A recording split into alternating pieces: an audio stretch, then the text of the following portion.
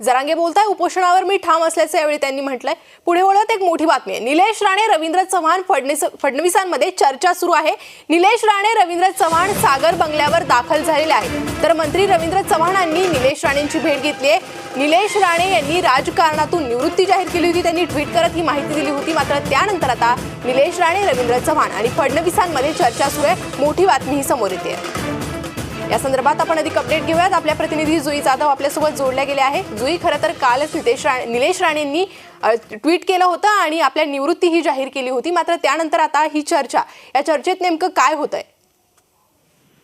खरं तर काल दुसऱ्याच्या मुहूर्तावरती माजी खासदार निलेश राणे यांनी त्यांच्या निवृत्तीची घोषणा केली होती ट्विटरच्या माध्यमातून। त्यांना कुठेतरी डावललं जाते अशी भावना त्यांच्यामध्ये आहे का, अशी चर्चा जी आहे ती आता सगळ्यांमध्ये सुरू झाली होती आणि त्यातच त्यांनी हा निर्णय जो आहे तो समोर दिला होता। त्या व्यतिरिक्त मंत्री रवींद्र चव्हाण आणि त्यांच्यामध्ये देखील काही अंतर्गत वाद असल्याची माहिती जी आहे ती समोर येत होती।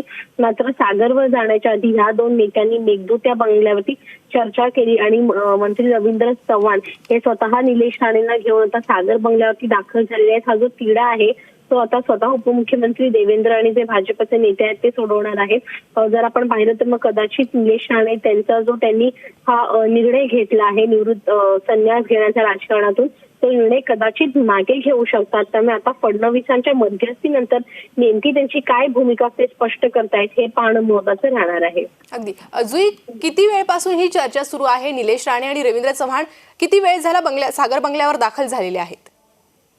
जवळपास अर्धा तास होऊन गेला आहे। निलेश राणे आणि रवींद्र चव्हाण सागर बंगल्यावरती दाखल झाले आहेत आणि तिघांमध्ये चर्चा सुरू आहे। म्हणजे निलेश राणे, रवींद्र चव्हाण आणि देवेंद्र फडणवीस या तिघांमध्ये आपापसात चर्चा जी आहे ती सुरू आहे सागर बंगल्यावरती। आणि या चर्चा अंतर्गत नेमकं कोकणाच्या प्रश्नाचा तिढा जो आहे, भाजपचा अंतर्गत तिढा सुरू आहे, तो सुटण्याची शक्यता आहे। अगदी जुई, धन्यवाद तुम्ही दिलेल्या सविस्तर माहिती संदर्भात। या चर्चेनंतरही तुमच्याकडनं अपडेट घेत राहू। मात्र सध्याची महत्त्वाची आणि मोठी बातमी आहे, रवींद्र चव्हाण, निलेश राणे यांनी उपमुख्यमंत्री देवेंद्र फडणवीस यांची सागर बंगल्यावर जाऊन भेट घेतली आहे आणि त्यांच्यात सध्या चर्चा सुरू आहे। निलेश राणेंनी कालच आपली निवृत्तीची घोषणा केली होती। ट्विटद्वारे त्यांनी ही घोषणा केली होती। मात्र त्यानंतर आता मंत्री रवींद्र चव्हाण, निलेश राणे आणि उपमुख्यमंत्री देवेंद्र फडणवीस यांची चर्चा सुरू आहे। अर्धा तास झाले ही चर्चा सुरू आहे। चर्चेनंतर काय निर्णय घेणार ते पाहणं महत्त्वाचं आहे।